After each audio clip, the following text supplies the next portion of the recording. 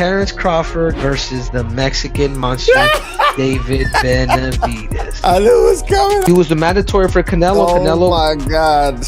Relax. What's up? The idea of Terence Crawford stepping into the ring. The potential matchup between Terence Crawford and David Benavidez has rapidly become a hot topic among boxing fans and analysts. Look at these fights, you know, especially coming up. You gotta be realistic. You gotta, say, all right, how big is this dude really is? Because David Benavidez, he can fight his ass off. Terence Crawford's recent triumph over Canelo Alvarez marked a turning point in his career, surprising many by outclassing a fighter often regarded as one of the era's best.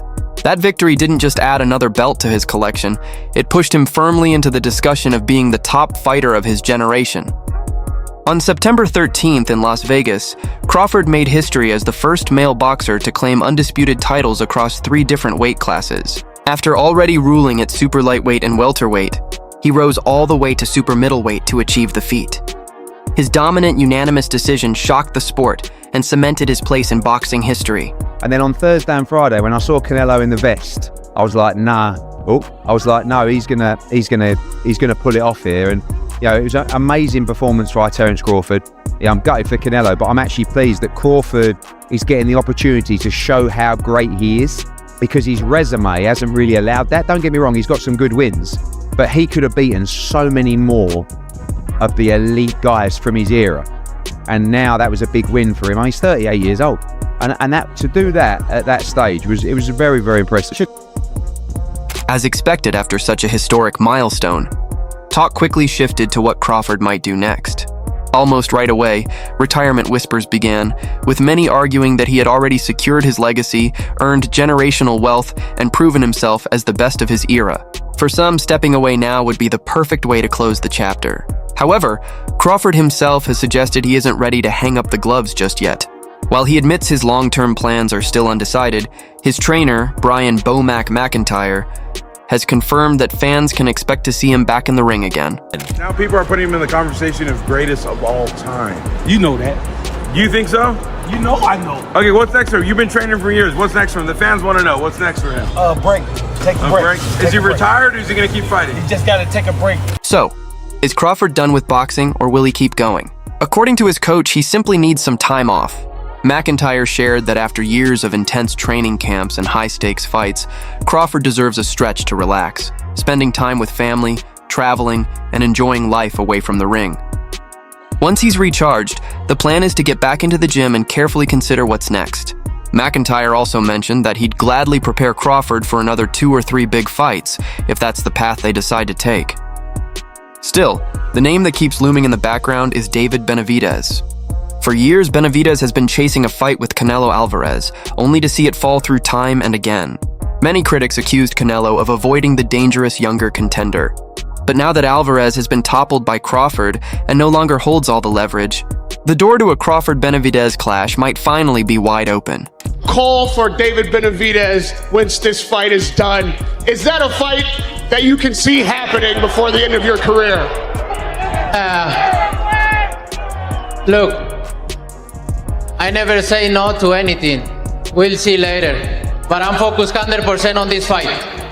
Benavidez, who previously dominated at super middleweight before stepping up to light heavyweight, has built a reputation as one of the most avoided fighters in boxing. His size, non-stop pressure, and knockout power make him a fan favorite, but also a nightmare for potential opponents. While Crawford has spoken respectfully about him, he hasn't hidden why the fight doesn't appeal. With Benavidez standing over 6 feet tall and often rehydrating close to 200 pounds by fight night, the size gap is enormous. Crawford even joked that taking on someone like that would be almost the same as moving straight into the heavyweight division. Would you ever entertain a fight with David Benavidez? You gotta understand. I gotta ask you, bro, because I can't, My thing is, Benavidez is a big dude. Not to say I won't fight him. I fought his brother. His brother was big when I fought him. The only reason why I entertain Canelo is because he's not a big dude. He might be thick, but he's not a big dude. Benavidez is like 6 foot something. Then he gonna come in 190, 200 probably. You know what I mean? Like, you never know. Like, that's a big dude. And he's skilled. I might as well go to heavyweight if I fight Benavidez. I understand what you're looking at. You're like, you know what? You just size them up. Yeah. You just size them up, especially when you're going into a bigger weight class like that. You size them up and you see your advantages. It's not as if Crawford has shied away from big-name opponents. His chase of Canelo Alvarez showed he's willing to take risks. The key difference is that while Canelo is powerful and compact, he's never been seen as an outsized physical threat.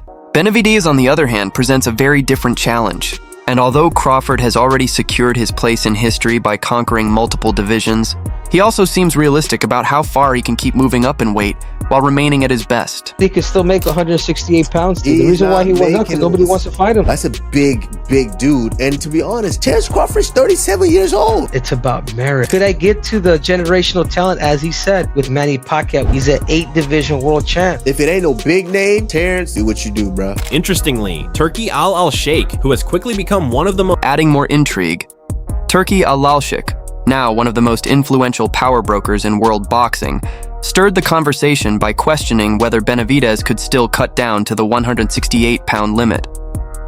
Al-Sheikh has been vocal about wanting Crawford involved in more mega fights, and he clearly sees a showdown with Benavidez as one of the most compelling options. From a promotional angle, the story sells itself. The fighter Canelo never faced against the man who just toppled him. It's a matchup that practically markets itself. David, do you think Crawford will fight you if he beats Canelo? I wouldn't fight Crawford. I'm at 175. Crawford's camp has already put that idea to rest. McIntyre was straightforward in saying the fight isn't happening. For them, it's not about avoiding anyone. It's about being realistic. Crawford just came through a demanding training camp and a historic victory, so there's no need to immediately chase another huge test, especially against an opponent with such a size edge. For now, Crawford will hold on to his titles while taking time to rest and reassess. Interestingly, even though Crawford's side has dismissed the matchup, Benavidez may still come out as one of the biggest winners from recent events. Canelo's defeat could finally open the door to the opportunity he has long been seeking. Despite losing his belts, Canelo remains a major pay-per-view attraction and one of boxing's biggest financial draws.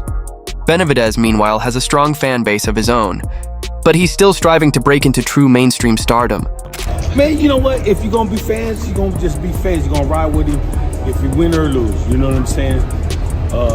So, you know, he'll be back.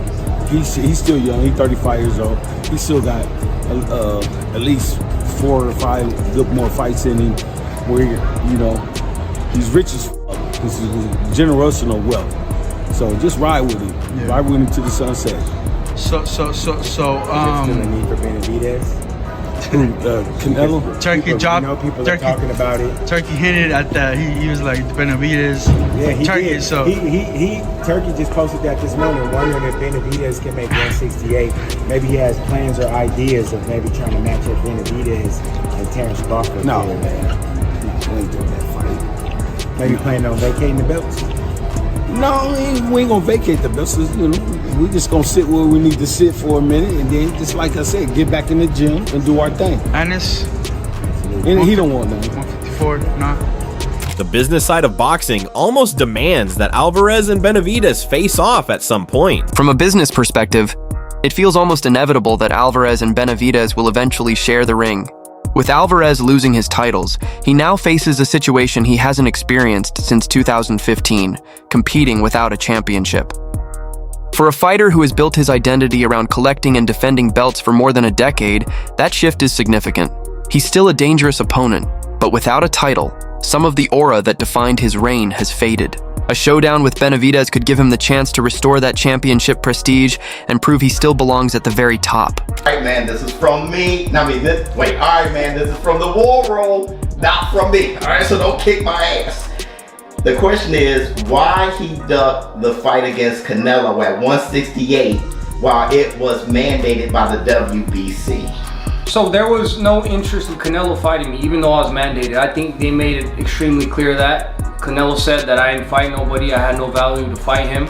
So like I said, I wasn't gonna sit around and be at 168 if I wasn't gonna get guaranteed a shot. They mandated me, but that, you know, Canelo, as he showed, he does whatever he wants. Canelo was never interested in that fight, so that's why we didn't get the fight. Of course, Alvarez has multiple paths he could take. A rematch with Crawford is one possibility, though the first meeting was one-sided and didn't generate overwhelming fan demand. A second fight might sell, but it wouldn't feel like a true blockbuster. He could also look at opponents such as William Skull or Edgar Berlanga, though those names wouldn't do much to strengthen his legacy. Realistically, moving up in weight again seems like the most compelling option, and in that case, Benavidez stands out as the natural choice. Meanwhile, other opportunities are beginning to take shape for Crawford as well. One intriguing name is Vergil Ortiz Jr., the undefeated WBC interim super welterweight champion. At just 26, Ortiz has already built a reputation as a dangerous puncher with an incredible knockout rate of over 90%, finishing 21 of his 23 opponents. Recently, Ortiz mentioned he'd be willing to step up to middleweight for a shot at Crawford, noting that he's naturally a big fighter who has already grown out of smaller divisions. A clash between the two at 160 pounds could be both realistic and highly appealing for fans. I don't know what he's gonna do. I did read something that said he'll go down to 160,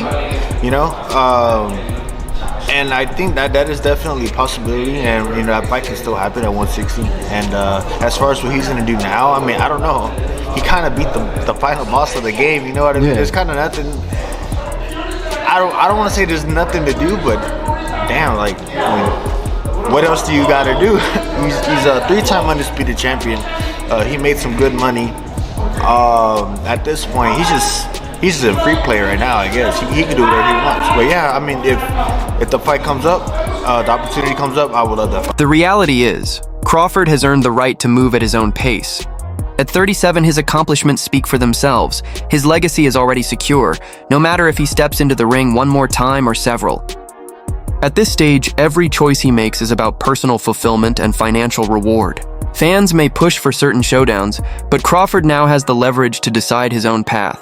Boxing thrives on dream matchups, and a clash with Benavidez is one of those fantasy fights that captures attention.